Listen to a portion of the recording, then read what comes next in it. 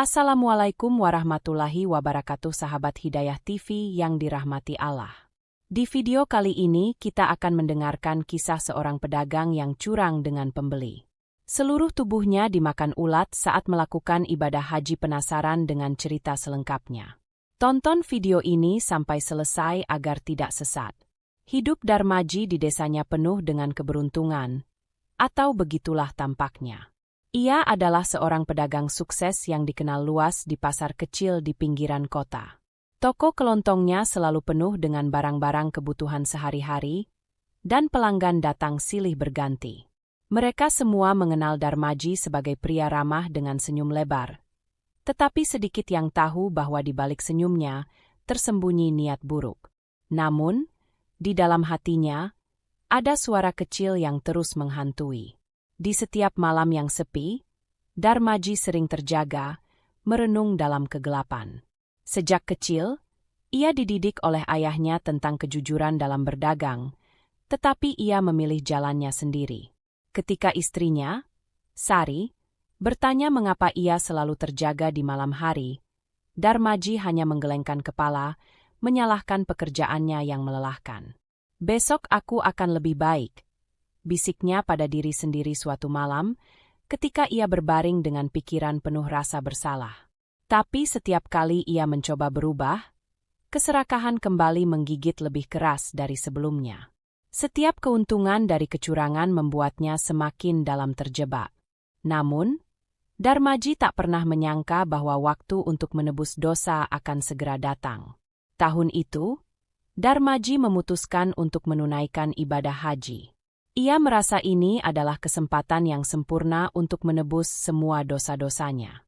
Mungkin, pikirnya, dengan menunaikan haji, segala kesalahan di masa lalu akan terhapus begitu saja. Dengan keyakinan itu, ia mempersiapkan perjalanannya dengan sungguh-sungguh, berharap bahwa sekembalinya dari tanah suci, ia akan menjadi pribadi yang baru. "Aku ingin pulang sebagai haji yang mabrur, Sari," katanya kepada istrinya suatu malam.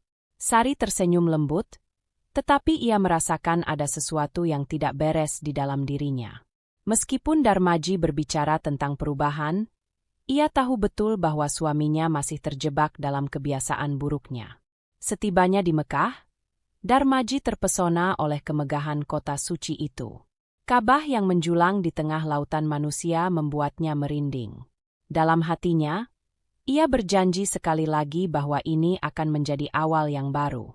Dia berdoa, berharap Allah akan mengampuni segala dosa-dosanya yang selama ini ia sembunyikan di balik senyum ramahnya. Namun, seiring berjalannya waktu di Tanah Suci, sesuatu yang ganjil mulai terjadi. Di tengah-tengah ibadah tawaf, Darmaji merasakan rasa gatal yang aneh di lengan kanannya. Pada awalnya, ia mengabaikannya, berpikir bahwa mungkin itu hanya reaksi kulit terhadap cuaca panas. Tetapi rasa gatal itu semakin parah. Ketika ia menyentuh lengannya, ia terkejut menemukan bintik merah yang mulai muncul. Semakin ia menggaruk, semakin banyak bintik-bintik itu bermunculan. Pada malam harinya, rasa gatal berubah menjadi rasa sakit yang tak tertahankan. Kulitnya mulai mengelupas, dan ketika ia memeriksanya di kamar hotel, ia terkejut melihat ulat-ulat kecil merayap keluar dari celah-celah kulitnya yang terbuka. Rasa jijik dan takut menyelimuti dirinya. "Ini tidak mungkin," desisnya sambil berusaha menahan jeritan. Kulitnya terus terkelupas, seolah-olah ada sesuatu yang hidup di bawah permukaannya, menggerogoti dari dalam. Ia mencoba menutupi tangannya dengan perban, tapi rasa sakit itu semakin menjalar ke bagian tubuh lainnya. Malam demi malam, ia tidak bisa tidur. Ulat-ulat itu semakin banyak, terus merayap, menggerogoti kulitnya. Dalam kepanikannya, Darmaji berdoa dengan keras, meminta pengampunan, tetapi tak ada yang berubah. Ketika rasa sakit semakin tak tertahankan, Darmaji pergi menemui seorang dokter setempat. Namun, bahkan sang dokter pun tak mampu memberikan penjelasan logis. "Tidak ada yang salah secara medis," kata dokter itu dengan nada bingung. "Kulitmu sehat, tidak ada infeksi yang kami temukan." Darmaji merasa putus asa. Bagaimana mungkin ulat-ulat ini hanya bisa dilihat olehnya? Bagaimana mungkin rasa sakit yang ia rasakan tak dapat dideteksi oleh orang lain? Malam itu, di kamarnya yang sepi, Darmaji jatuh terduduk di lantai, memandangi tangannya yang penuh luka dan ulat. Tiba-tiba, sebuah pemahaman menghantamnya seperti petir di siang hari. Semua ini adalah akibat dari dosa-dosanya.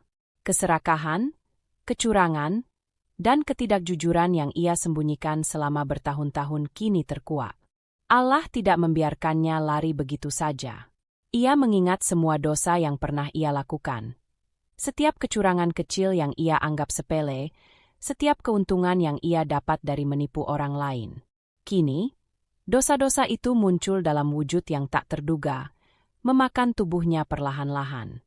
Darmaji mencoba untuk memperbaiki semuanya. Ia mulai melakukan sholat lebih sering, berzikir setiap waktu, memohon ampunan Allah dengan tulus. Ia tahu bahwa satu-satunya jalan untuk menyelamatkan dirinya adalah dengan pertobatan yang sungguh-sungguh. Tapi ulat-ulat itu tak kunjung berhenti. Setiap malam, mereka semakin banyak, semakin ganas. Dalam keadaan putus asa, Darmaji mendatangi Ka'bah, berharap keajaiban akan terjadi di sana. Ia berlutut di depan rumah Tuhan, menangis terseduh-seduh.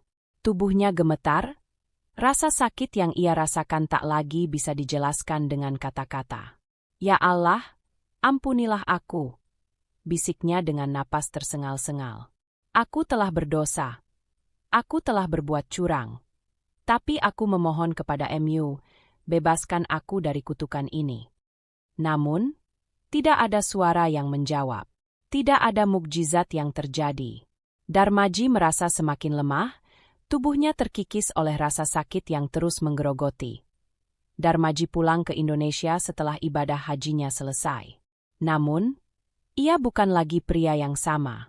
Kulitnya penuh bekas luka yang mengingatkan dia pada setiap dosa yang pernah ia lakukan. Meskipun ulat-ulat itu akhirnya berhenti memakan tubuhnya, bekas-bekasnya tetap ada sebagai pengingat yang menyakitkan. Di desanya, orang-orang mulai berbicara. Mereka bertanya-tanya apa yang terjadi pada Darmaji, mengapa ia tampak begitu berbeda. Namun, tak satu pun dari mereka yang tahu kebenaran yang sebenarnya. Darmaji tak pernah bercerita tentang apa yang ia alami di Tanah Suci. Ia hanya menjalani hari-harinya dengan diam, menata dagangannya dengan jujur, dan mencoba menebus dosa-dosanya dalam kesunyian.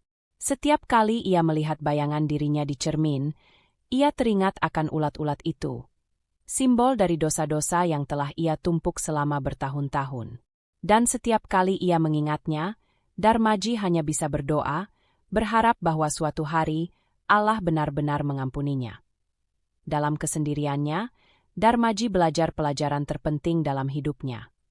Pengampunan bukanlah sesuatu yang bisa diperoleh hanya dengan permintaan, tetapi dengan perubahan yang nyata dari dalam diri. Dan meskipun luka-luka fisik di tubuhnya mungkin sembuh, luka-luka di dalam jiwanya membutuhkan waktu yang lebih lama untuk pulih. Darmaji tahu bahwa ia telah menerima hukuman atas dosa-dosanya. Semoga kisah ini menjadi pelajaran bagi kita semua.